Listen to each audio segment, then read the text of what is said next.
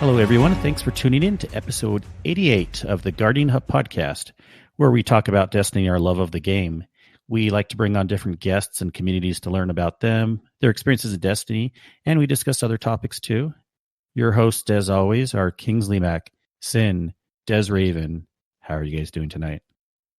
You know, the huge, as I like to say, magical. Magical. And Des. Do you have a different adjective, Des, or what would you like to say?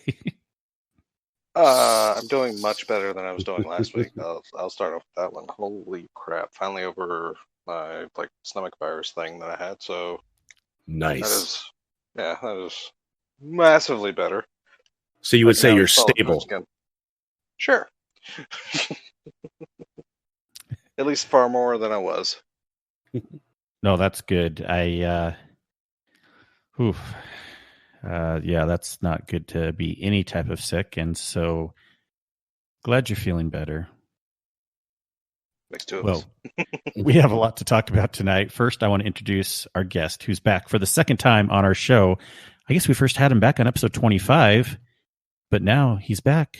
Mr. PoopShizzle, how you doing, man? Doing well. Thank you for letting me be a repeat offender. We like repeat offenders. Careful, you might get flagged for saying something like that. I prefer the term equal opportunity offender. There you go. Yes. Yeah, we give everyone who comes back for a second or third or whatever time the opportunity to be just as awesome or just as offensive as the first. No, I'm super stoked to be back. I really enjoy you guys' show, your community. Everything's great. Yeah, we're going to have a lot of fun to talk about tonight. So before we ask PoopShizzle what he's been up to since the last time we talked, we have a special announcement we would like to let everyone know about. So as anyone knows who's in our Discord, I've liked to post Destiny news articles in there just as a way for people to stay informed. And I did have one source that I was posting through, and they put up a paywall recently, so I was looking for some other sources. Well, I found this lovely website called destinynewshub.com, and they have a pretty good source of articles. They have a lot of contributors over there, and I started posting that to our Discord. Well, I want to announce that we now have a partnership with them. Very happy about that. So basically, we will continue to post our articles and promote them, and our podcast will be listed on their website, starting with our next episode. Woo woo.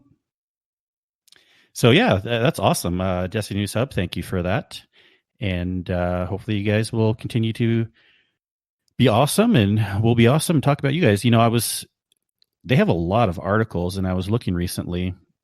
I know Sin's told me in the past, you know, a lot of this may be obvious to you, but one article that was appealing to me recently, you know, Sin, you were telling me to get signed up for the Amazon Prime Rewards with that last one that came out. Right.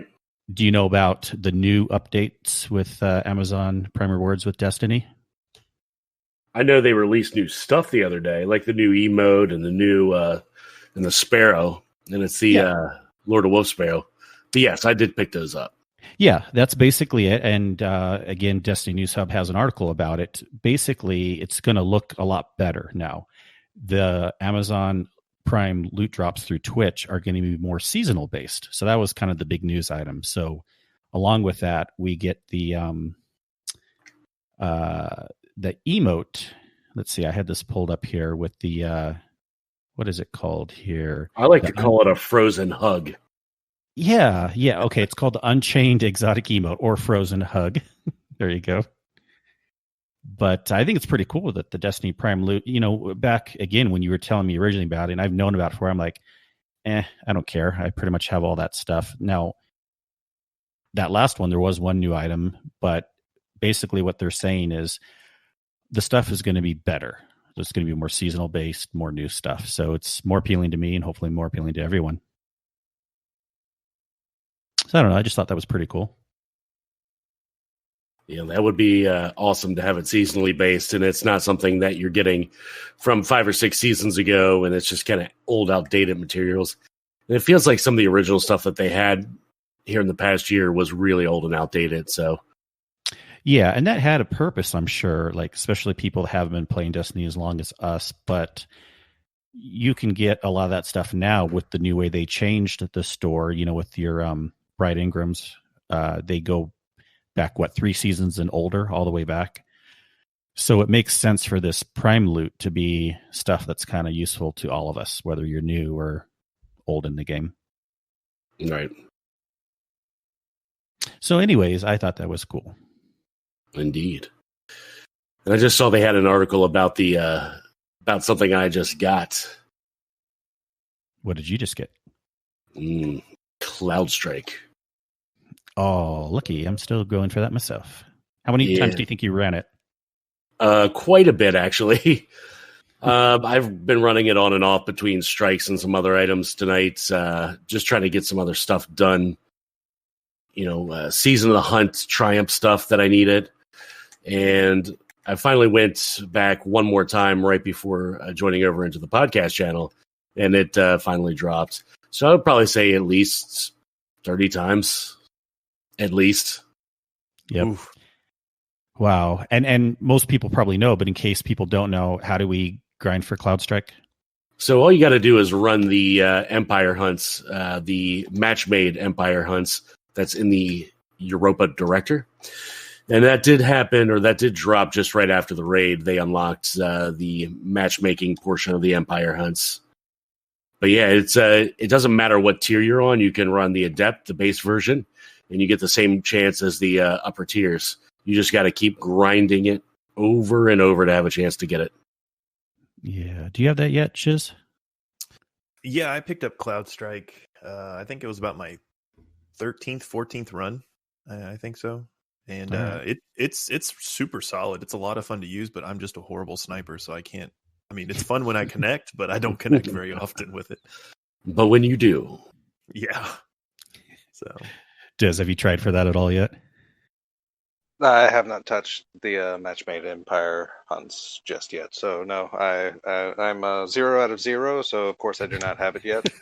That's good odds.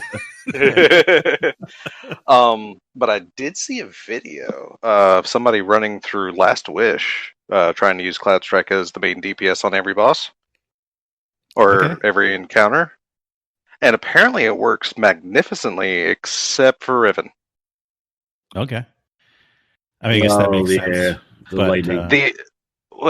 The lightning actually, it's weird because it summons beneath her, so it doesn't really damage her. So yeah, it's super. No, that's interesting. This CloudStrike, like you mentioned, and I haven't thought about the older raids, and of course we're going to talk more about Deep Stone Crypt later tonight, but it's really good in the new raid, so I guess it's good everywhere. Yeah.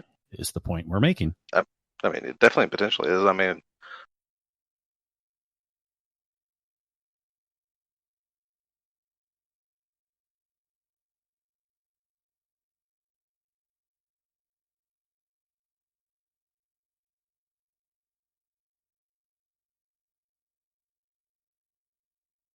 so long as this is a standardized boss, Golgroth 3.0, whatever, fairly easily, actually, yeah. Oh, yeah, Morgoth, that's the name. That's the difference. Which I guess was my biggest... I think the first encounter they had some issues with, but that's only because... Yeah, she's squirrely. She moves around. Exactly. It's a small target, so it's rough to hit, but so what they did is they ended up having one person run Divinity to create a larger crit spot, and it just it was able to one-phase her. So nice. It's also been wreaking a little havoc in Crucible, from what I understand. I've seen a couple clips and snips of people getting double and triple kills off of it. I know, I've definitely my head got taken off by one once. Yeah. I was killed by the residual after effects of said headshot of someone else, so I felt it. Man, there's so many new good exotics, and of course, we got that. We got Lament, which is good in circumstances. We have Eyes of Tomorrow, which not a lot of people have yet, but from the new raid, I mean, it's just going to be crazy once more people get all of these. It's like, which one do we use? There's too many good exotics. Yeah, I've seen another video on Eyes of Tomorrow. That thing's dumb in PvP. Oh my god. Oh, I can imagine. People think they have a problem with truth. Just wait until Eyes of Tomorrow starts Yeah. becoming common. We don't need Galahorn. We have Eyes of Tomorrow now. Oh man. Well, man. And speaking of other exotics, I got my necrotic grip warlock arms tonight. Yay! From the soloing the lost sector that you have to run on the harder difficulty. And today was arms day in bunker E315. Is that how you say it? I think so. Exact. The one on the north side of the map in Europa. Yeah. I don't know how many times I ran it overall. Probably 5 to 10, somewhere right around there. But I was trying to get it down to quicker and quicker runs because some people are claiming that maybe the quicker runs do it or all the champions. I feel like I'd gotten all the champions each time anyways, just because even when I was doing the slower runs, I had to really just bunker back and they would eventually come at me and I would just pick them off one at a time, whatever, yada, yada. But the most recent one where I did get it done, I got it done in about 9 minutes, 50 seconds. Got all the champions, Nice. Got it done. It's pretty easy now, especially that lost sector has the little NPCs that are helping you out a little bit. They don't help out a lot, but they do help out. And drawing aggro is super helpful anyway. Yeah. So you can get through, and I'm 1060 now for my lights. So, the 1050, I wasn't running on the higher mode because I wasn't today. It was just the 1050 mode. So it's not too bad anymore. It's really just those stupid overload champions that just run at you, and the most reliable, but yet somewhat still not reliable way of stopping them is with the solar grenade or something like that. Yeah. So, but if you miss that somehow, you got to hope that you can sort them in time before they get you. Yep. I do, because I think, because the solar mod actually also works with stasis, and if you use the snow globe stasis grenade, Mm-hmm. because I was doing that while we were that. running. Yeah, we were running that in Deep Stone Crypt for those champions, and you can stagger an overload like 3 or 4 times just because once it does freeze. Yeah, once it freezes, it's just continually staggering, and it's glorious. And then if you're running that mod, go ahead. Yeah. No, I mean you were taking the words out of my mouth, literally. Run them back. Exactly. But some of those grenade builds are pretty interesting. Like I mentioned, the Duskfield grenade is something that I should try and run, but I'm excited just to kind of finish up this little story about having the necrotic grip now and Thorn on my warlock because those two synergize well together. Yeah, it's really fun. It is a lot of fun. It's a lot. The only thing is it's not super potent on harder difficulties with the enemies being a little bit stronger. Yeah. But for like trash mobs, it's a blast. Yep. So I'm gonna see where I can use it in PvE and where I won't. But it is, once we get at least powerful enough that we can feel a little safer of just slapping a lot of those enemies and using Thorn, which I always liked anyways. I liked that hand cannon, so nice. Try it again. It has a lot of lore behind it too. It's really interesting. It's one of the most story-driven guns in the game, I feel. Cute. Yeah, for sure.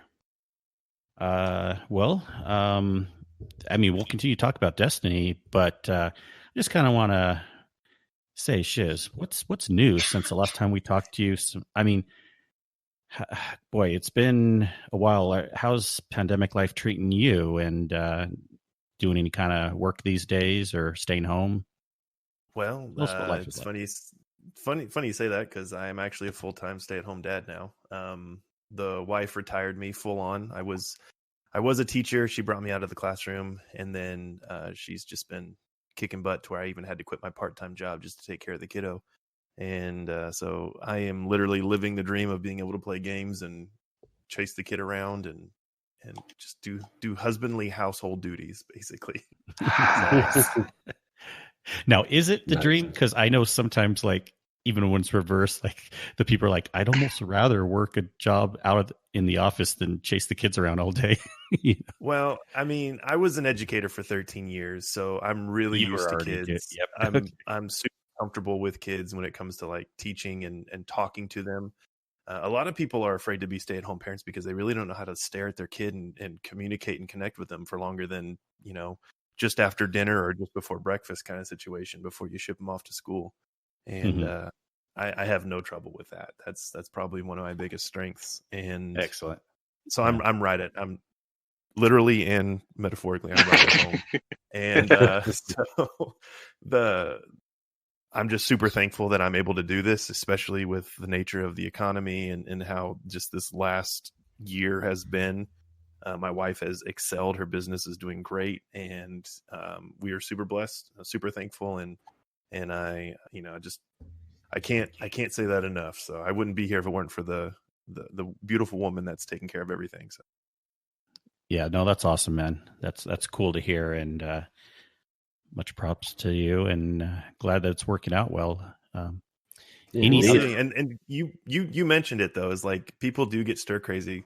I think the biggest adjustment for me was just having to understand that this is my job and there's not like a paycheck that I have to work for necessarily. You do that all your life and you kind of get accustomed to that. And I literally went to school as a kid and then graduated and started teaching. So I knew the school calendar since I was 5 and I operated on that calendar. And it's different. It's been an adjustment, but it's good. It's good. Yeah. Any other hobbies or projects you've been working on? I mean, I know it sounds like you're busy, but other than like Destiny, any other hobbies or projects you've been working on recently? I have been kicking around an idea. I'm not 100% ready to kind of let the cat out of the bag on that, but it's gaming centric. Exclusive. Not just kidding. That's what I heard out of all that. It's a content platform that I want to kind of develop. And again, the thing is you think that stay-at-home parents have all this time to do a lot of things, but your schedule is way more fluid. So you have to be. It's more like Tai Chi. You kind of handle it as it comes at you. And so I want to sit down and do a bunch of things, but I'm not able to sit down and do a bunch of things effectively. And so I'm having to kind of piecemeal this together. I've reached out to a couple people, but ultimately I want to design a platform that's centered around parent gamers and the positive benefits of gaming and positive healthy habits, and just ultimately I see a big break between parents that don't understand gaming and how they can connect with their their kids that do, and I think that if it's done in the right light, if it's done in the right amount, it can be a very positive relationship building tool. Again, there's a lot that kind of goes into that, and you kind of have to support that. But I kind of want to develop a content platform around that idea, and bring in other people, whether they're gamers or non-gamers, parents, non-parents, and just get all these perspectives. Because in the end, exposure to all these different personalities and ideologies is what makes you individually a better person, because you understand more. So, oh man, I love that idea. I'll be looking for that if that comes more to fruition, and I love the idea. Yeah, for sure. There's always going to be a teacher in me, and I feel like this is how I can harness that, but still stay in my hobby of gaming significantly. Well, you make some good points on how, we can come together with different ages, and like I get what you're saying within your own family group, how it can be a positive bonding experience, but it also kind of reminds me of a previous episode we had also where we had gaming through different ages, and we had someone as young as 15, and then we have Gator, which age we won't mention, and then everyone in between. Love you, Gator. And no, but it was good to kind of see similar but different to what you're saying, someone as far as like, how gaming can help and affect different ages, and Absolutely. How we can. Boy, media and gaming and everything is kind of an equalizer for us all. I feel like when I was younger, and I'm kind of, quote, the Gen X, youngest Gen X, almost close to millennial, but not quite. But still, like my parents, no one was gaming, and like everyone thought it was stupid if they were older than me. But now even though TikTok is for the young generation, everyone's doing TikTok. Well, not everyone, but there is the Gen X, even some of the boomers. Technology, what I'm saying, like gaming and technology and all these things can span all ages and bring people together. Absolutely. Well, and you kind of touched on it a little bit. And again, this is kind of deviating, and I appreciate the time and energy you're putting into it. And I do want to talk about Destiny, and I'll make this brief.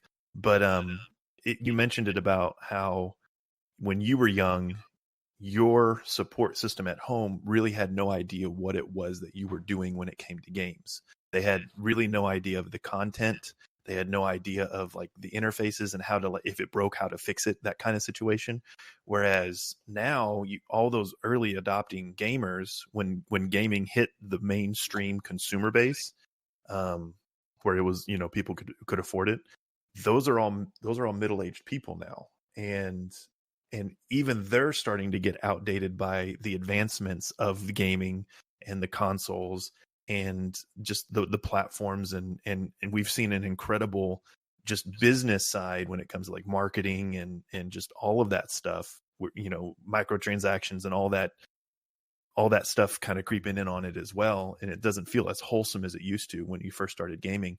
It's just like there's a shift there, and the young people are sometimes just being put in front of games because it's a pacifier and their parents don't want to have to deal with it. And sometimes you have kids that are playing games that they shouldn't be playing, or they're exposed. I mean, like you look at Steam and there's some games on there that if their parents knew what they were playing, oh boy. So I think educating as well as giving examples. And that's my big goal, is I want to create a community where I'm not the only person voicing my opinion, because I don't want to sound like I'm the teacher at the head of the class, and I don't want to come off as telling other people how to parent or how to interact. I want to have success stories from all over. I want to have, like what you have, a hub where there's just a bunch of different people that are sharing what's working, what's not working, giving ideas, providing support, and just ultimately helping us build a stronger nucleus, a familial nucleus that we can better ourselves from internally, which then spreads externally, and then just hopefully makes the world a freaking better place, because right now we need that. Yeah. Well, it's sure. Everything you say is awesome. Yeah. Thank you. We'll see if it comes to fruition, or if I just have to wake up and make waffles every day from here on out for the kiddo. Or both. I mean, there's nothing wrong with both. Yeah. Are you still cooking HelloFresh meals these days? I am, but we've hit that's funny you mentioned that. We've hit the limit of repeats. Basically everything is, we've gone through the repertoire, the whole binder ensemble. The binder I have of all the recipes is stacked. Yeah. But we're still doing that. You're still, yeah, I mean, we are too. This isn't an ad, but I've been looking for a meal kit service for a while, and I tried a couple. I didn't love them, and you had recommended them, and I tried them, and they're the best one that I've tried, and I do it about 50% on and off, and generally you've been happy with it 90% of the time. So yeah, I would say out of all of the meals that I've done, and we've been doing it for a year solid, hundreds and hundreds of meals, I've had maybe 2 or 3 that I'm like, I don't want that again. And again, to kind of paint context for your listeners, I'm not a chef. I'm not a cook. I made hamburger helper for my sister and I when we were young, but that was the extent of my culinary experience. And when my wife said, I'm bringing you home, you're going to have to pick up some stuff. And she literally said, you're going to have to wear an apron. I said, okay, good thing I look good in an apron. And I had to learn how to kind of make some meals, and HelloFresh was definitely the way to go. It's kind of eased me into cooking, kind of get me a better understanding of how it works. And so now I'm starting to venture on my own and try some individual stuff. But yeah, I highly recommend HelloFresh. Excellent. Nice. Well, these are all fun topics, but let's get into Destiny and what we've been doing in the game. And we kind of briefly talked last week about our experiences with the raid, but I wanted our main topic today to be a larger review of the raid. And what a better time to talk about it, because you have a clear on the Deep Stone Crypt. Probably a few now. I haven't checked since the last time, but I know when we were first talking about this, I don't think you or I had any clears. I'm like, oh, hopefully we'll get one, but if not, I still kind of know what's going on. Yeah, for sure. Well, I ground my literal face off trying to get in for the day one, and we had a crew lined up, but right at the last minute it fell through. Somebody got sick, and it just kind of cratered from there. I got picked up with a crew, and we did like the first and half of the second encounter, but that contest modifier was brutal, and that second encounter was definitely the day one killer for most groups. But Sure was, yeah. It's one of my favorite raids. I love it. It's a blast. There's a lot to talk about. I don't know how in depth. I don't know how spoilerish you want to go, but I do have, I think, seven or eight clears. I've been helping my friends get through so they can get their jackets. They want to get qualified to get those. We have till what? December 1st, I think. Yep, reset. Get the pass. Yeah, reset. So hopefully anyone wanting that jacket can get it clear. Boy, it's expensive, but I think I'm going to get it just because it's kind of cool, kind of something to, I guess. It looks really cool. have. And the end, the lining comes out. Yeah, I'm going to rock that light blue vest. I ain't scared. Because you don't need the bigger one where you live, huh? Nope. I'm going to be I carrying do my in kid Utah a around little in that bit, vest looking fly. Looking fly, and you can have all the Destiny fanboys and fangirls with PoopShizzle right there on the front. And you can have the older generation looking at you like, oh, he has kids and a word poop on his shirt. Yep. Ain't no shame. Yeah. No, let's talk. I mean, spoilers we can talk about at this point. It's enough times passed on the raid, and we kind of were getting up to that line last week, right, Des? With who the big bad is and everything. I think everyone's heard at this point, even if they haven't hopped in the raid. I mean, like I said, if you finish the Lament, do you know Banshee 44 is a copy of Globus Bray the First? So cat's out of the bag. Wow, just rip that Band-Aid, why don't you? Oh yeah, it's off. I mean, like I gave you last week as a courtesy. It's should be fairly. If you don't have the Lament yet, what are you doing? It's fun. It's great. It's an easy quest. Like, good God. I left in the Ace Ventura reference at the end after the music, by the way. That's right. Yeah. Yep. Yeah, I like that.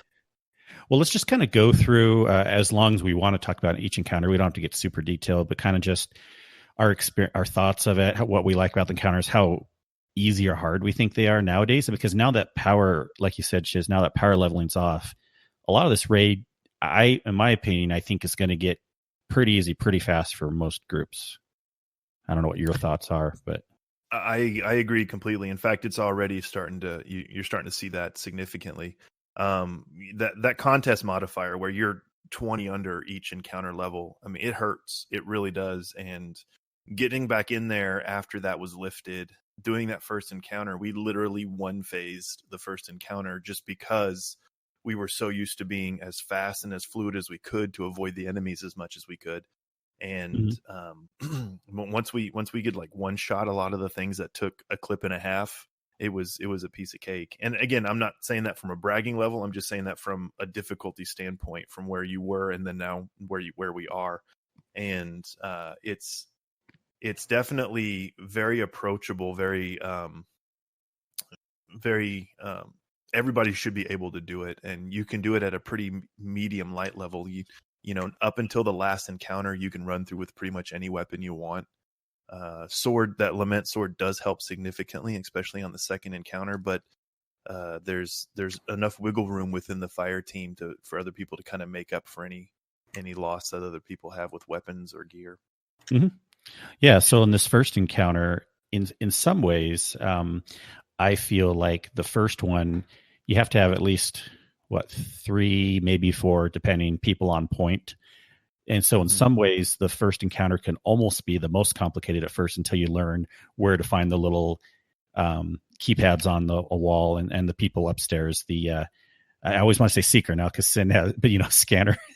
So we since started calling them seekers, but they're called the scanners. But they have to be able to look through the windows. But like you mentioned, you can one phase it pretty easily. But I think this encounter, and I want to hear what your thoughts are, and we kind of talked about this, I guess, already a little bit last week, but we're going to go into the other encounters too. But Des or Sin, any new thoughts that you may have? But I still love the layout. I love the look of the it's kind of techie looking. You got the server, the dark side, and then the tubes on the light side, and the underground area. I just love how there's like that 3 area layout, and how you have to be on point with passing the buffs back and forth. And it's always fun when someone on another team can call out what someone else needs to do. Yeah, for sure. And touching on the aesthetics, it is one of the coolest raid environments I can ever think of. I mean, everything else has usually been like in a cave or in a lair, or kind of in this dark recess, whereas now everything's like more bright and cleaner, except for the last encounter, obviously. And things just, it looks pristine, and it's almost like a foreign world we're kind of stepping into, because it's not very similar to what we see a lot of in the Destiny universe. So, and I mean, the music, of course, is on point. The skybox when you're on the jumping part is incredible. The third encounter, when you're, when as the environment changes outside the window while you're doing, it's just, there's some really cool aesthetics to it that just really lock in that laboratory. You're kind of in this mad scientist lair kind of situation. It's really cool. Yeah. Have you, because I have some opinions on especially the second encounter and the third encounter. The third encounter I feel like is a little more even, but do you have any preferred spots you like to do now that you've been doing it a bit, like in the first or second encounter? I mean, usually when I'm still kind of in the honeymoon phase, so I'm still learning everything. Mm-hmm. I'm still figuring out, the different temperaments of the different positions. That sounded kind of kinky, but I really enjoy. I like the operator on the second encounter, because it's funny. This may sound really weird, but I feel like I'm herding cats, and that's kind of a fun challenge. Because once you have all those people up there with that buff on their head, you're like, all right, everybody just calm down. I'm going to reset you. I'm going to reset Jimmy. Come back, Jimmy. Come here, Jimmy. And so it's just, it feels like you're kind of, and it's funny. It's a part of raiding that I've never really had the opportunity in any of the other raids. And it's, I find it comical, and it's silly. And a lot of people don't like doing it because it's kind of stressful. I don't mind doing it at all. It's fun. Yeah, I like to call that the director in a way, because you're almost like the director of the whole team in that second encounter. And for sure, and you have to, I mean, everyone has to be on point, and you have to have a good seeker up and down, but or seeker scanner, but definitely the operator. You got to herd those cats and get them in the doors. Yep. Well, let's talk about that second encounter a little bit more. Yeah, you're right. This is, in a way, it's kind of funny. It's almost like Shuro Chief or Last Wish, or a lot of people say. Now, of course, the last encounter can be hard if you're dying easily or whatever. But the second encounter, for a lot of groups, if you can get past the second encounter, it can be downhill from there if you're an organized team. The second encounter, even when you do it well, it's a longer encounter, kind of like Shirochi also. You have to go through. There's no way you can speed it up really, other than, of course, how quickly you take down the servitors. But you have to go through, like King's Fall Orc or something, you have to go through at least 4. If you're lucky, you can 1-phase it, but you're probably going to 2-phase it or something, and then another few. And it's just kind of, I like it though. I like how it's kind of like this back and forth and orchestration per se. And of course, it's awesome going up in the elevators and getting jettisoned into space. Even though I find it ironic how everybody loves that. We have literally been jumping in spaceships and flying all over this damn galaxy. But the second we hop in a drop pod and actually watch us leave the atmosphere of this moon, we're like, oh, this is amazing. We're going to space. I know. But you know what's amazing? Because we're never really in space other than seeing our stupid ship. It's not like we get to do anything with it. We're actually in a space station now. And so it's like, yeah, you're right. It's just another world environment. Who cares? But that is a reason why I feel like some people have said little games we can do while we're sitting in orbit, like in our ship or something like that. Yeah, that second encounter, we ran it again, Sin, right, with some groups this last week, and it's definitely more doable now. It's a fun encounter. I'm trying to remember which position you ran, Sin, or your thoughts of it since it's gotten easier.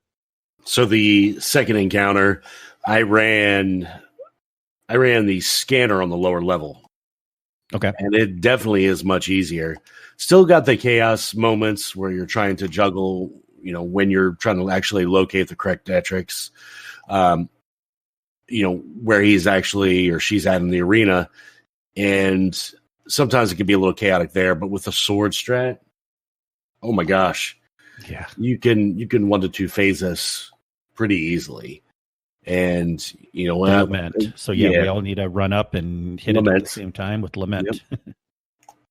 And apparently you got a guard to get the Banshee's Wail going though.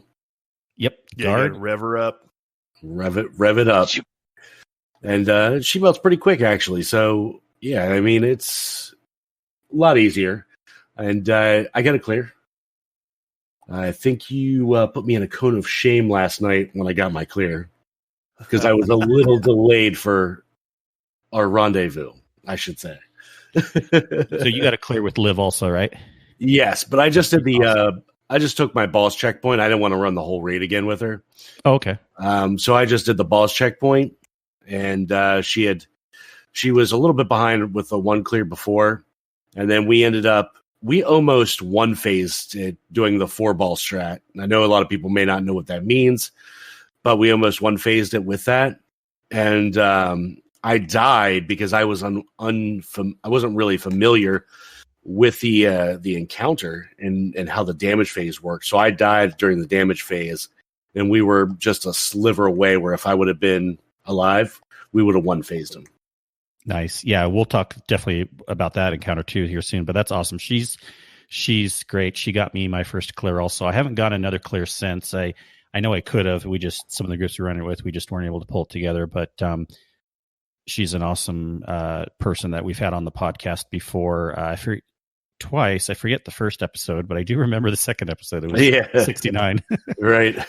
But hey. Nice. But her and her crew is pretty awesome, and they do raid carries and Sherpas and stuff like that. They don't just carry you. I was able to pull my weight, and but with how awesome they are, I kind of felt like I was being carried because it seemed easy when I got the clear through her. Yeah, but, if you're not too familiar with that last encounter, you're literally just looking at everything going, what the hell? Yeah, you're like, this is pretty, but I don't know what's going on. But I do more now. But no, that's awesome. Sin, you got your clear. We got our banners. But let's talk about now the third encounter. Thoughts on the third encounter, Shiz? Some people say it's easy, but it's not at first if you're trying to figure it out blind. But I really like the third encounter. To me, it's probably the second easiest encounter next to the security, the first encounter. The first, yeah. But as with all Bungie raids, you start off with a mechanic, and then they add, and then they kind of teach you the mechanics for the final boss as you progress through the raid. So, the third encounter, they introduce the suppressor buff, and now you're having to figure. And then they also introduce deactivating buffs as well. So not only do they add a buff and a job, but they also say, okay, now you're going to have to figure out how to juggle this. So the strat seems to be, you have a primary and a secondary, or a first pickup and a backup. And then, now we've got the bombs, then the radiation.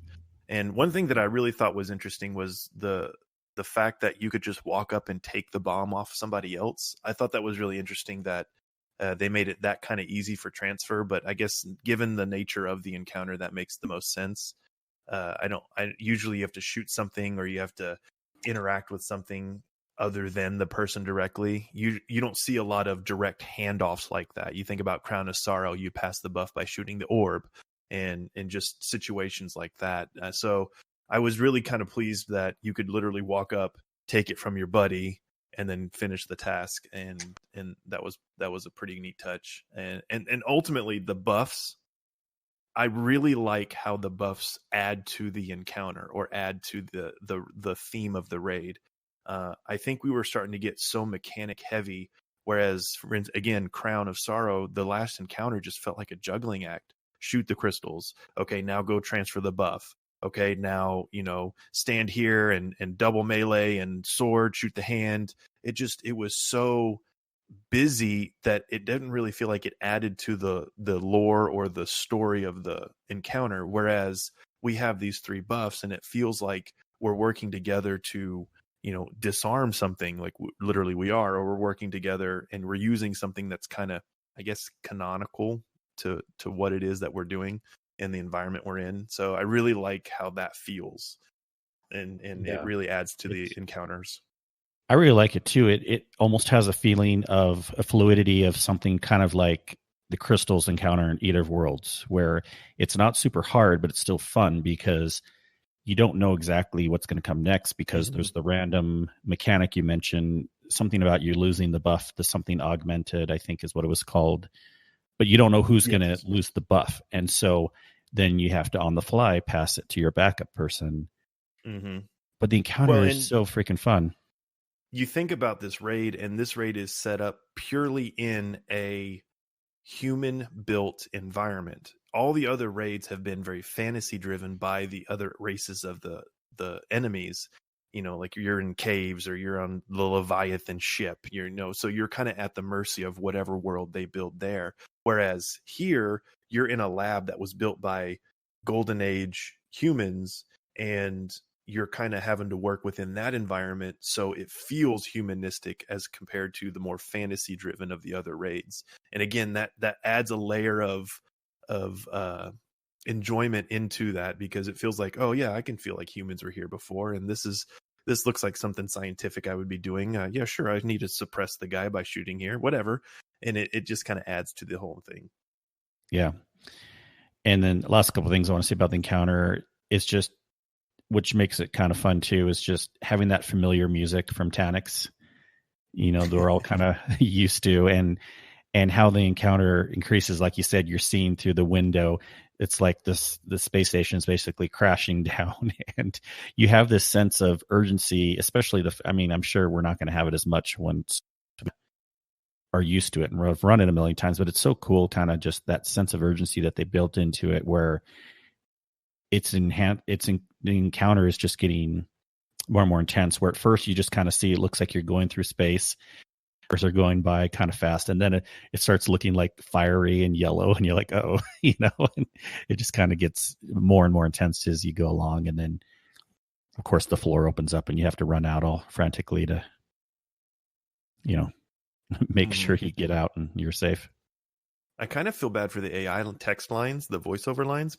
I feel like they get lost sometimes in the hustle of the raid encounters, and like the AI is talking to you. He's like literally blaming you for whatever's about to happen as you're running down this catwalk. But usually you're so focused on getting to the end that you don't really pay attention. I found a couple YouTube videos where there was just game audio. There wasn't any like voiceovers from other people playing in the raid, and it kind of really the AI is pretty cool in that whole raid. It's pretty fun to listen to.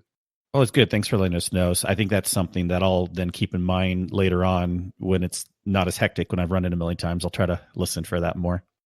For sure, especially when you finish that second encounter and then you start going into outer space, which is a fantastic experience, the jumping puzzle. But like the AI is like, all right, thanks very much. You be thankful that I have to do this now because you messed up. Now I have to and it's like, so he's just badgering you, and it's really cool. I highly recommend listening to that, or put on your subtitles if you don't. Yeah. Now, what's with on the final encounter when we've crashed down? Did Tanix somehow like crash onto that hoverboard and it fused into him? It's kind of weird in my opinion. In the time it took for us to re-enter the atmosphere of Europa, he was able to construct a massive 4-engine drone. I don't know. Or someone was saying he must have just crashed into it coincidentally, and then it fused into him. Something. I don't know. Maybe Siva's responsible. Who knows? Yeah. So, what do you think about everyone, the boss encounter who's experienced it? I know there's a couple different ways to run it: the 2-ball strat, the 4-ball strat, and in all, do we like this boss encounter? How do you usually run it, Shiz? Now that you've done it a few times. I've only got 7 clears, and all of them have been 2-ball strats. Like I said earlier, mainly we're running with new people, and we don't want to overextend ourselves and cause any wipes. So we play, I guess, the safer route. That way you can kind of help along the way and pick up slack. It would be the 2-ball. Mm-hmm. But the 4-ball makes complete sense, because when Tanix goes to a side, that means all 4 of the remaining bins are available for bombs. So you don't have to worry about calling out, or the scanner really doesn't have to do much actually. So it's just a matter of making sure you can get there in time. But it's, as for a final encounter, I think I like the mechanics. I always like how Bungie teaches you as you go, like I mentioned. But I do think it's the pacing of it seems a little easier for the raid team to be successful. It's not as hectic as some other ones have been in the past. I think the timing, once you get really good at it, I think you're going to get a lot of people that feel like they're just sitting around twiddling their thumbs for a couple seconds. And I mean, that can be good and bad depending on which way you look at it. If you want a challenge, it's probably not going to be challenging for very long. But if you want a nice casual run, then sure, it's easy. You can probably get in there and get 2 or 3 clears a night with your raid team if you're efficient enough. So, I mean, it has its pros and cons. No, thanks. Appreciate it. I kind of have similar thoughts. I haven't run it enough to be an expert on what my thoughts are yet, but I just have a feeling it's not going to be my favorite boss encounter. It's fine. It seems like it will be kind of easy once we're all used to it, easier than it should be for a final encounter, and not as interesting to me also as like even Sanctified Mind. It was interesting that people had to go off in different sections and come back, and this we're all just kind of here, not doing anything too terribly hard. But on your point of the 4-ball strat, I get it. Like, but sometimes I almost feel like 4-ball could be safer too, because there's less chances for people to die as far as making the encounter shorter. You know, it's always the trade-off, right? It's like, do you want a more complicated encounter that people can't handle, or do you want a shorter encounter so there's less chances for people to die? Well, there's also a bonus to running the 4-ball strat. You actually get an additional damage phase. Yes. So that really helps.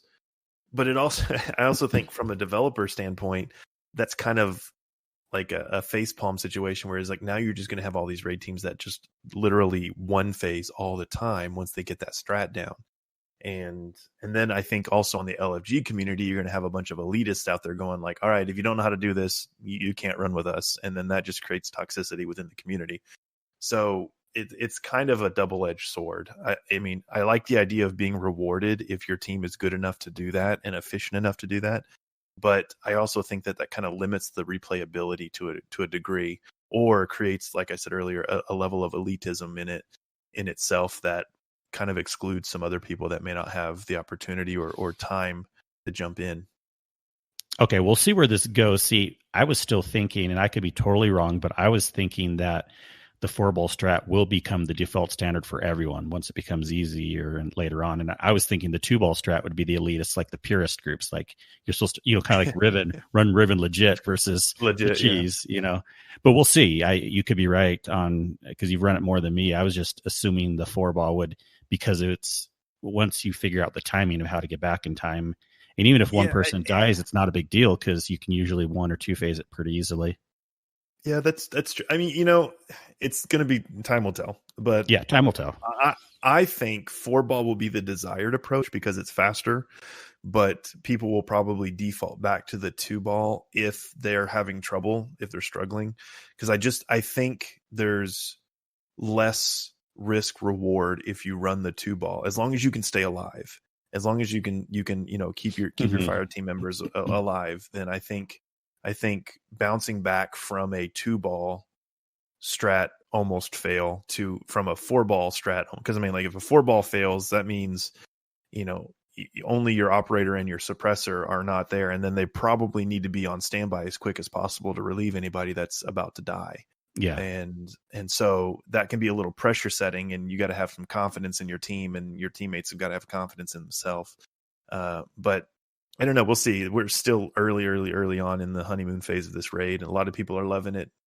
And we'll see how, when the dust settles, there'll definitely be a strat. When you do the 2-ball strat, how many approximately do you think an average group DPS phases would they have to do? 2 to 3. 2 to 3. Okay. It's been pretty consistent with 2. A lot of people have found the meta surrounding the slug shotguns and the anarchies.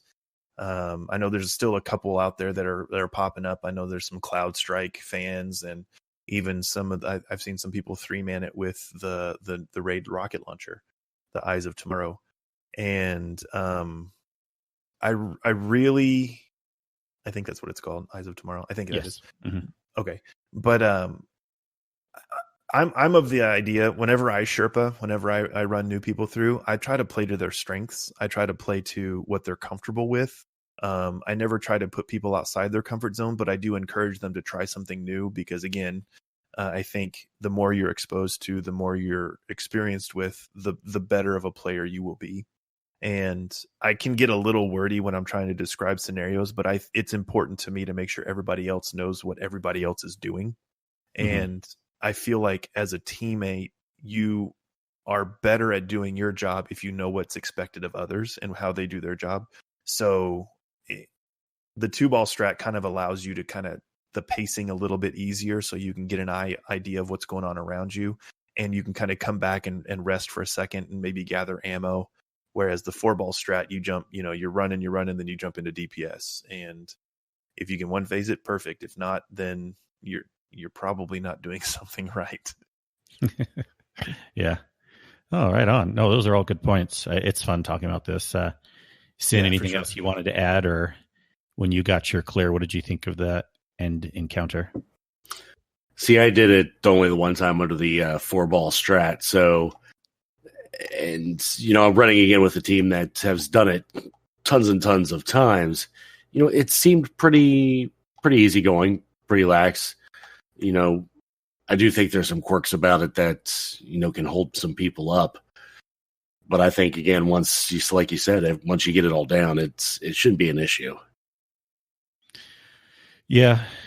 It's a good raid all in all. We just have the 3 raids now, so I'm glad it's at least good enough they're having fun with it. Because can you imagine if they, they took away all those other raids, and if this new raid, if we didn't like it at all, we'd be like, okay, One cool thing is how you interact with the chest at the end to give you choices. That is really cool. Yeah, I don't know how I didn't hear about that ahead of time from the people that passed the raid, and I thought these spoils of what are they called? Spoils of War, something? Conquest, spoils of, or whatever. Yeah, I thought they were just used to buy the Anarchy or the Terror buff. You didn't have that, but I did not realize that they were also dropping in the new raid until I saw that, and how at the end you'll get your drop, but then you have this opportunity, like you were saying, Sin. It blew me away. No one told me, and I just got to the end. I'm like, oh yeah, look at this. And Liv was explaining a little bit, like, yeah, you have the top category ones, which are more expensive, but at least it's different groupings of stuff you can get. And then the ones down below are things you've already earned, but you can get rerolls on them. I'm like, it's pretty brilliant, actually. We haven't anything. Yeah, it's a vendor. It's like a vendor at the end of the raid. And I've heard, I don't know, I haven't experienced because I really haven't put effort into it, but there might be a glitch where you're not getting the things that you should be getting, or the drop rate is low. I'm just what I've heard. I haven't really delved into it, but I really do like that. I think you brought up a good point, Sin, with that. Yeah. Well, and I see that the abbreviation, like any good Destiny raid, needs to have abbreviation. We're just obviously doing DSC, Deep Stone Crypt. GOS, LW for Last Wish. We have DSC now. But hopefully, just make sure you KWTD. Oh, geez, yeah. We love the KW. Those in our groups. No, thanks. But yeah, I challenge everyone who's listening to this and hasn't hopped in a lot of raids, give it a try. Don't be afraid.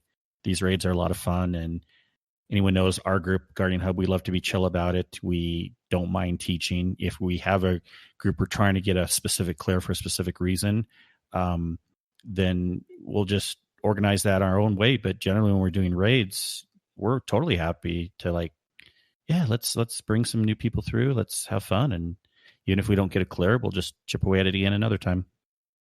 Yeah, and hit me up. I'm always down to help. I love raiding. I think it's the cooperative nature of Destiny is the biggest thing for me. It's the biggest draw. So if you guys need an extra guardian, you need a warm body to fill a fire team, hit me up. I will say that I love taking beginners through. I think it's one of the personal highs for me to get somebody that's never done it to get through it, and I'm super patient. Would love to run with any of you guys. You like first timers. I do. Nice. You never forget your first. You never forget your first. And hopefully they never forget you. All right. One other thing that's kind of so interesting how it's related to a mechanic in the raid. I just love how this game has been so alive with little side quests and secrets and stuff. Has anyone done any of those augments yet? You know, you can buy that thing from Varix on the second screen at the bottom, and then you have to do something with it. I know Sin's done one. I've done one. Yeah, I've just the one, and it's because tell us about it. I think the bad part is not a lot of people knew about it the first week. Yeah, but tell us about it. I mean, we use a mechanic that's like in the raid in a way. Yeah, Seeker. Yeah, no scanner. Same. In this case, Seeker, I think probably is the most fitting. That's true. That's a fair point. Because you do have to seek out the scanner buff inside the Eclipse zone. And it took me, well, I tell you that when I first got it, I loaded into the Eclipse zone and my game crashed. And because you don't see it when you pick it up anywhere in your inventory, at least I didn't see it anywhere in my inventory, I was a little concerned that maybe I was a little screwed, but I wasn't. It just took me a super long time to find the guy inside the Eclipse zone. He was, from what I read, he was hidden, and he has a yellow symbol above his head. After that, though, going and getting the drones, that was the easy part. It was just finding him that was awful. Did you find him down below, kind of near the Lost Sector entrance? That's where I found him. Nope. Oh, okay. Found him out in the open, kind of by the exit to that area to go up to the top. Okay. I mean, that makes sense if he moves around. It makes it more interesting. So that thing you buy, yeah, I was worried too. Like, did I lose it? But you know where it shows it? It shows it on all your buffs next to your primary weapon. So what? The thing you need to buy from Varix to find the scanner. Once you buy it, it doesn't show it in your inventory. It just adds it as a buff on your main character screen near your primary weapon. The green triangles next to your primary weapon. Oh, that's interesting. And it adds it right there until you complete that thing, and then it goes away. And it lasts for the week. You buy it. It lasts for, I don't know if it's the Destiny week or a week of when you buy. I think it's a week when you buy it, because it said like 6 days and so hours on mine. And I know I didn't buy mine on reset day. So that's an interesting little thing. Yeah. There's 8 of them that I'm looking at the triumphs here under the secrets. Yeah, I think it's about 8 of them. Sounds right. Yeah. 4, 5, 6, 7, 8, 9. I don't know, 8 or 9. But I think, there's 8, and then that's the final one. Yeah, I thought it was another little interesting thing that they've added in.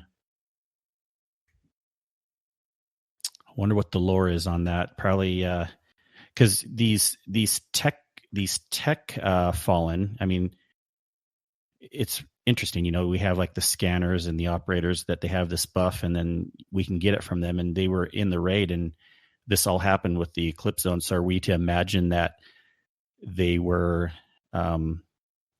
They just came out once we, from the Deep Stone Crypt or from the space station. They just came out once we passed the raid, and that's why they're out in the open on patrol now.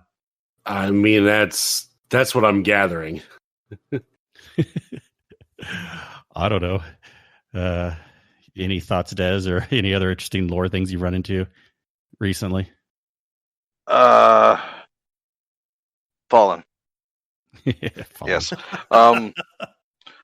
But no, I do know they are referred to as hackers. That's right. Other than that, I am presuming that they were. Oh, what's his name? The technocrat.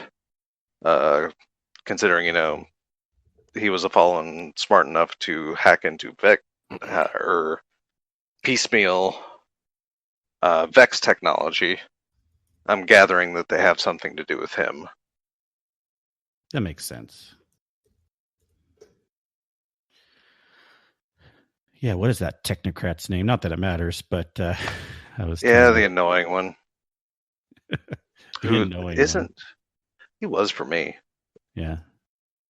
But of course, ever since they made the change to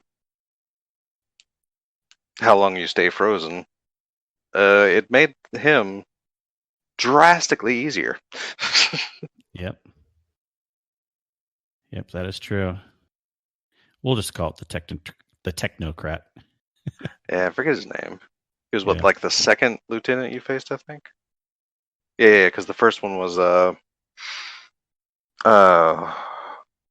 chick with the wire rifle. Mm-hmm. I pay attention to names.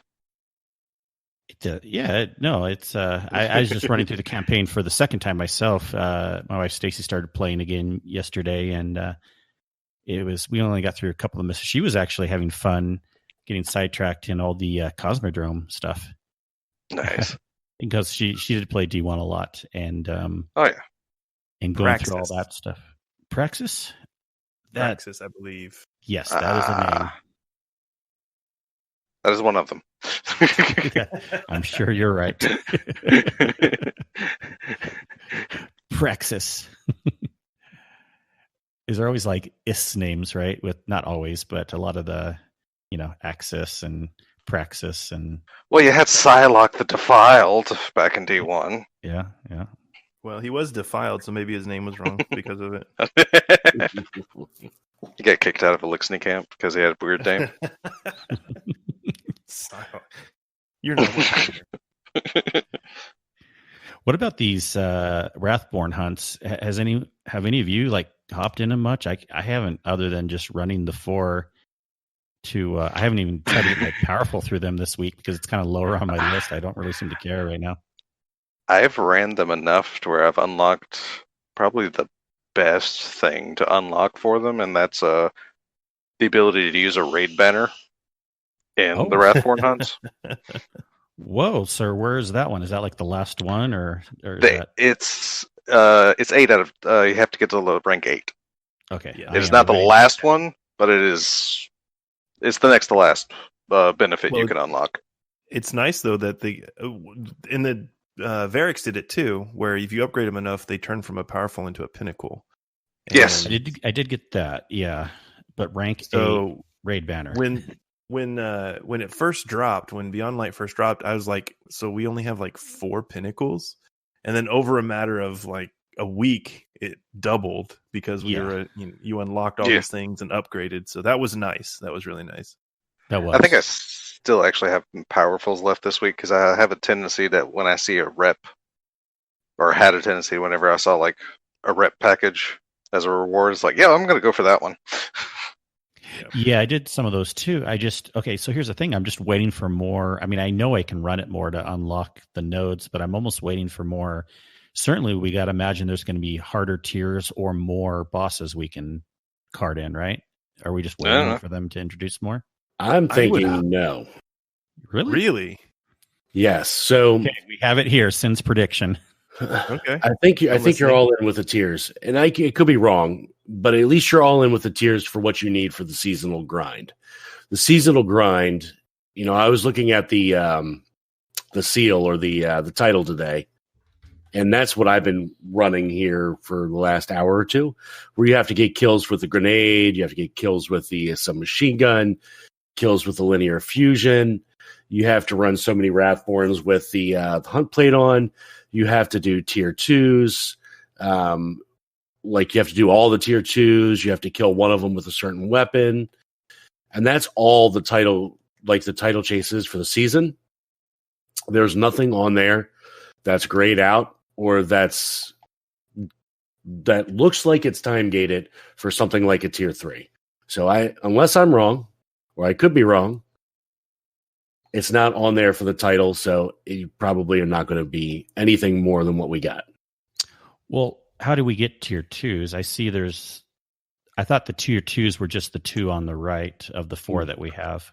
So the tier 2s are done by doing the weapon and then adding 2 mods to it. Oh.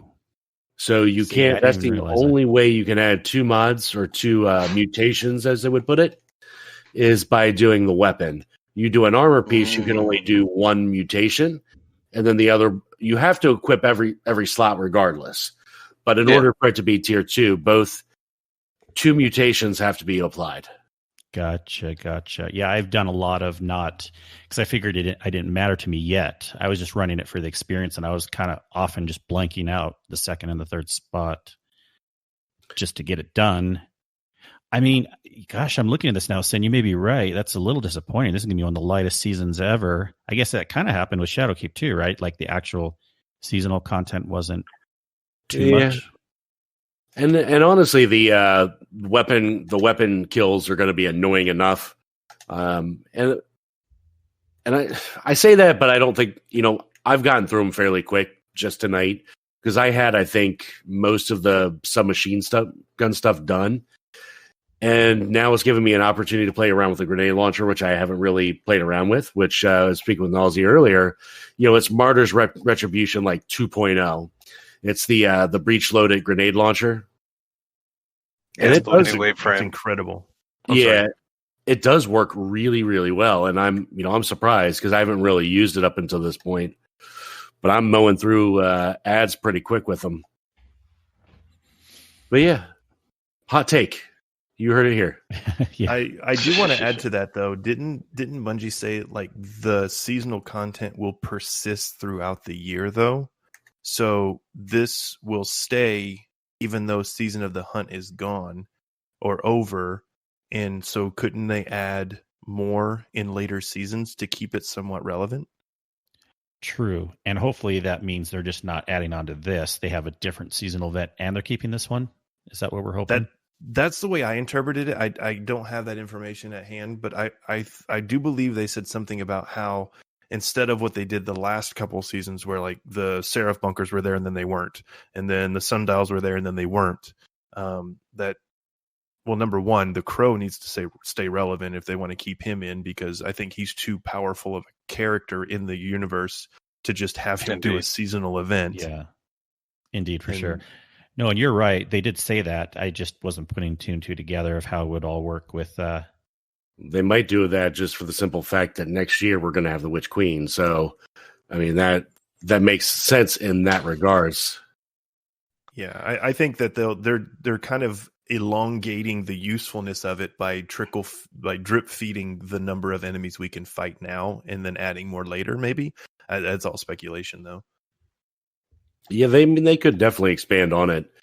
I mean, at that point, time will tell. But as far as this current season, no. I mean, you don't really need it. It doesn't look like it's not going to be there for this particular season.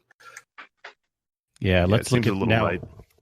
Now, I did hear today, and I didn't look at the article because it's stupid paywalled right now for me. But I guess I'm sure other people were talking about, but came out with an article saying that they think now Hawkmoon may be a secret quest mission, kind of like a Outbreak or a Whisper. So they're saying it's already in the game as it sits, but nobody has figured it out. Oh, yeah, because I didn't read that. That's what they're saying. Like someone. No, I was asking, so we don't know. I don't know. I don't know why they think it's going to be a secret mission, but that's kind of the speculation as of today. It would make sense. I mean, so far a lot of the good returning stuff tends to be those secret hard missions. Yeah. Oh, like your 0 hours and your whispers. Yeah. And again, if we have a secret mission coming in this season, it's more to my point of saying that I still think Beyond Light is closer to Forsaken than it is to Shadowkeep. Also, though, I did find out, speaking of 0 hour, it did remind me, speaking of lore, this is actually not the first time we encounter Aramis. Yeah, tell me more about that. I feel like was she? Yeah, tell me. Yeah. Because the boss of Zera, or whatever his name was, he was loyal to Aramis. Okay. So Yeah. they've been teasing Aramis with Mithrax. Or, I'm sorry, Mithrax. But yeah, I found that interesting, right, though, yeah. that they started using her name that early, and now she's like central antagonist of this particular expansion. She also frozen. Yeah, but she's not dead. They can bring Yet. her back just like they can bring back Yet. Oryx somehow. Well, I mean, he technically never died. He's just frozen in space, right? I mean, his essence was in Touch of Malice. Oh, What do they say in Game of Thrones? What is dead may never die. If only I watched that series more. But like I said, I found that interesting, though. And it's hilarious because it kind of goes along lines with how Bungie kind of has ideas and teases them like environmentally.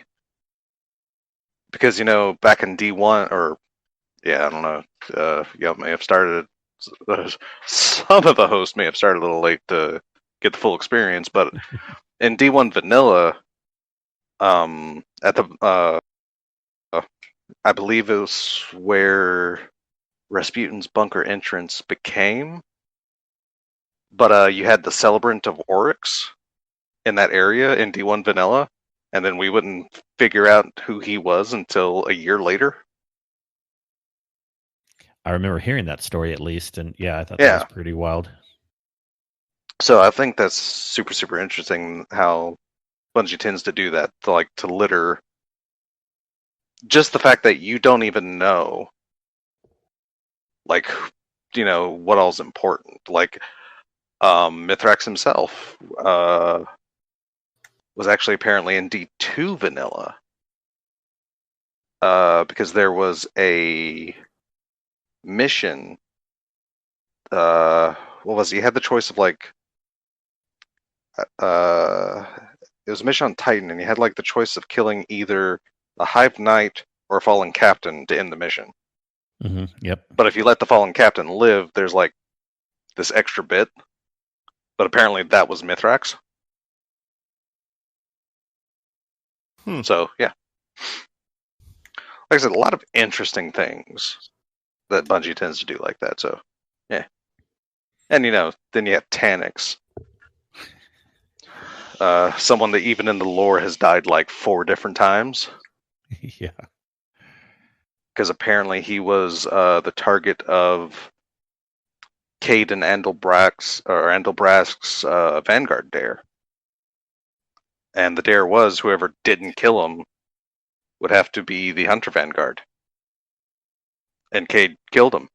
So Andalbrask became Hunter Vanguard. But then Tannix came back and killed Andalbrask, so Cade killed him again. But yet he still survived to be a strike boss for us. And then came back through Siva. And now he's back again. So basically, he's just a meme by now. Basically. He is Randall the Vandal, giant by now. Yeah, it makes me wonder, why did the Fallen want him back again for us to?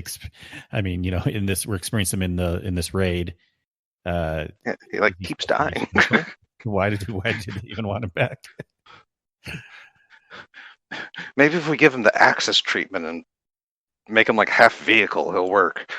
Yeah. Put him on a hoverboard. That's what I keep thinking when I see that. I'm looking at this point in time. At this point in time, I just can't wait for the Devil Splashers to come back. I know that'd be awesome with the if they open up more of the Cosmodrome and that whole thing. Which is actually why Aramis went for Outbreak Perfected. That's right. Sorry, that reminded me about that too. Because Aramis was a Baroness in House Devils. But of course, because she failed in getting Siva, aka Outbreak, she pretty much gave up on House Devils and went to Europa, founding what was supposed to be a fallen safe haven. Yep. And then found the darkness and is like, you know what, let's use this instead. Yep. Because of power. And then she likes to freeze her and smash it.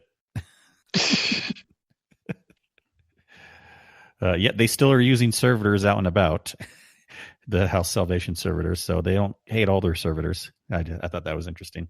Only some of them. Yeah, they only hate their prime servitor. They'll kill that one, but I mean, yeah, I find it interesting. It is another interesting point because, again, I mean, she comes from House Devils, and House Devils used Siva to escape the need for ether. Mm-hmm. So, and here's Aramis from House Devils ended up trying to do the same thing with stasis. Mm-hmm. Yeah. Well, at the point they're just saying we even built machines after the look of the Traveler, the servitors, and we don't need that. And so she kills the servitor, but or destroys it, whatever. But the fallen rank and file, they're still servitors out and about, I guess. On Europa, Oh, yeah. You still see them. I mean, then the fact not everyone has stasis, so they still need That is true. at least a bit of an ether supply. Like any good evil person, she's like, you will all get this power eventually, but they don't really mean it. It'll take a while to get down to the lowest ranks. I know, right? Sometime next year, even you will have stasis. If you're lucky. Maybe it's like a subscription thing. They have to buy into it.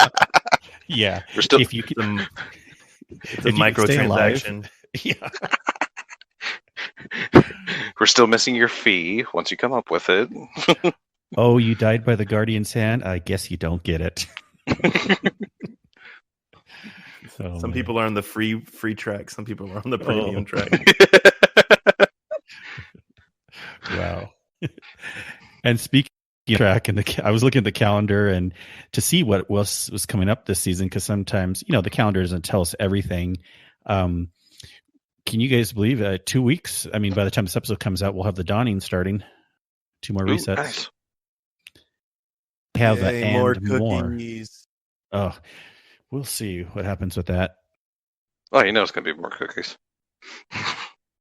But they do have an and more. And so, again, does that and more just mean a normal quest for Hawkmoon, or does it mean some, secret mission? Who knows? Because that's really the only thing I'm looking at this list that hasn't really come out that, other than just our events like Iron Banner, Dawning. When's the next Iron Banner? Is it 2 weeks? 1 week from Tuesday, so the 8th. Nice. I'll be ready. Maybe. Potentially. They do say uncover Europa's secrets through the 12th of January. That seems to line up with these weekly penguin and augment things that are coming out. So it may not mean much more than that. You can get all the quote secrets and collectibles be done being time gated by the 12th of January. Well, I know the penguins, you can go back and get the ones you might have missed. So yes. Yeah. But there's still a week. You have to wait for the new ones, right? Each week. Yeah, there's a new one each week, but I know you can go back and get the last ones. They're persistent. Yes. Persistent penguins. Sounds like a band name, doesn't it?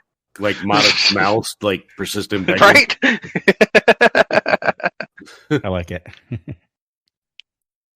And speaking of fun videos, Husky Raid put out a video of Zavala Baby to Santa Baby. Has anyone seen that yet? I saw you post that. I just couldn't respond. I just couldn't. It's funny. You got to watch it. It was funny. All right. Well, that's it for our Destiny and Raid talk. Unless anyone else wanted anything in for this week. No.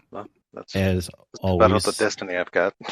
yeah, as always, for you all listening, if there's anything you want us to talk about, let us know, or any questions that you have. I mean, we of course have a good conversation going in the Discord all the time, but certainly if you want us to talk about it on the podcast, we will.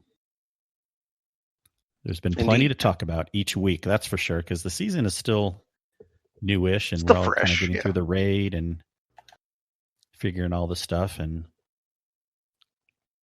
there is really not enough time to get it all done. It's going to be a short season, and if you haven't started on your seasonal grind for your title yet, definitely start doing that now.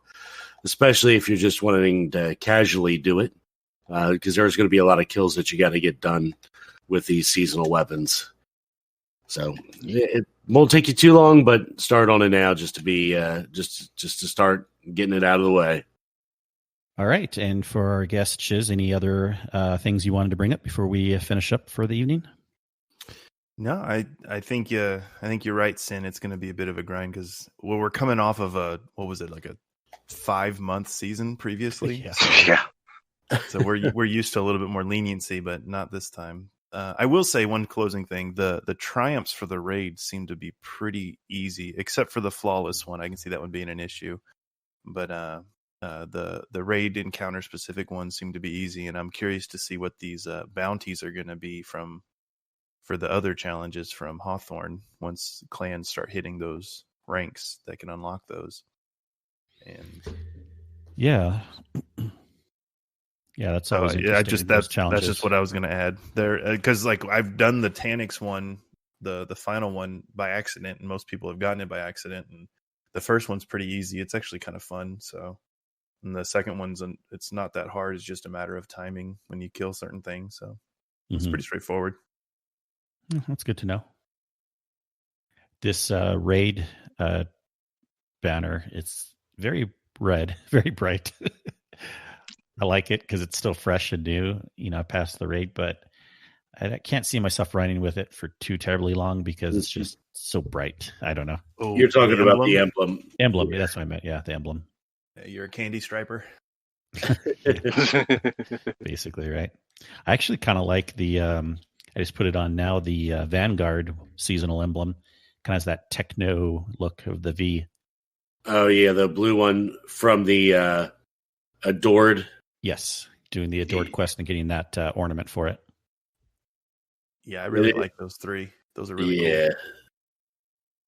That was definitely worth doing the Adored grind on all three. Crucible, Gambit. I think those emblems were definitely worth it on top of the ornament. Yeah.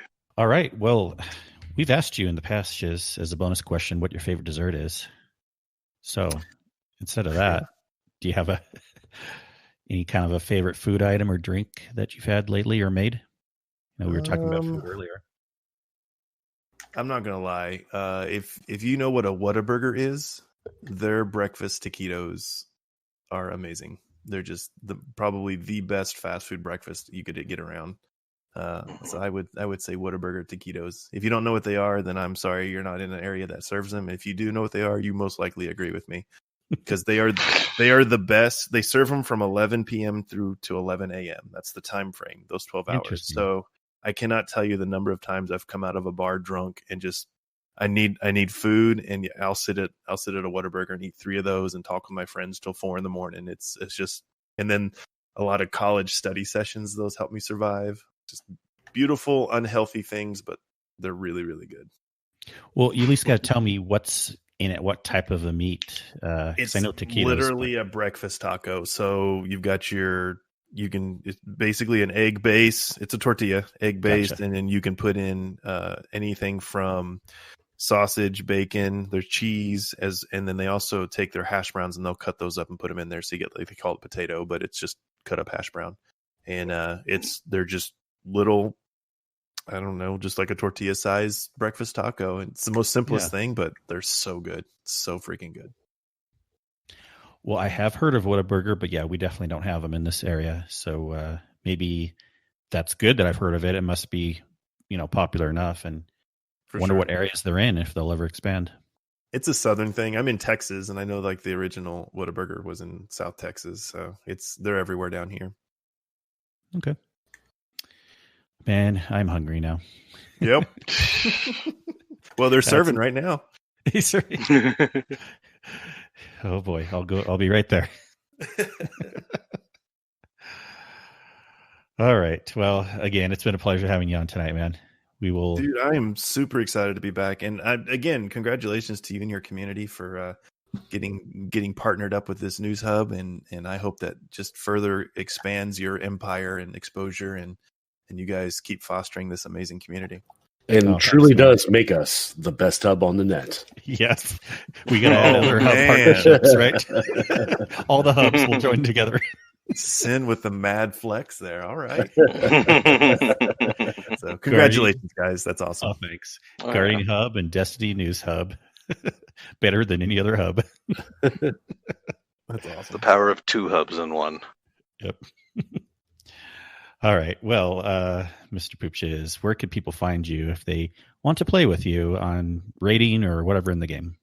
You can find me most of the time on PC on Steam. PoopShizzle. It's actually taken on there, so the last L in my name is an I. But PoopShizzy, if you want to find me on there.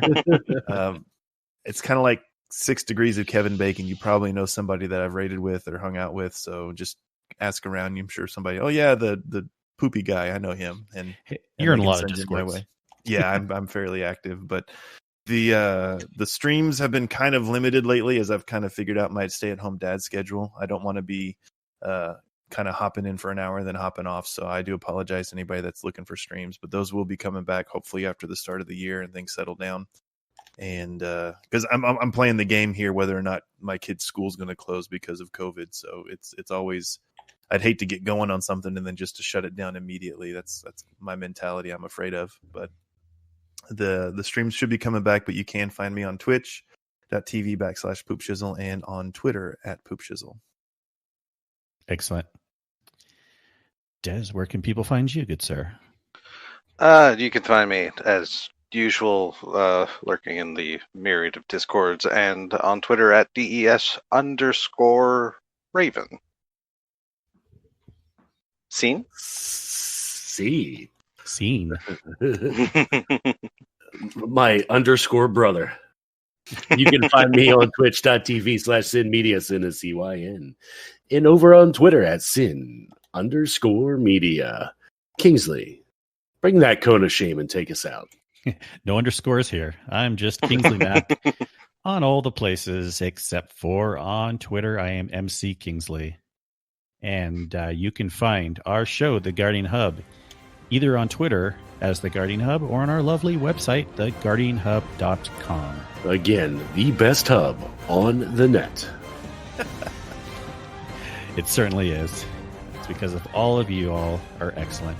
Please continue to be awesome in our Discord. Hey, join the Discord if you haven't yet. It's a fun place to continue the discussion until you anxiously wait another podcast for next week.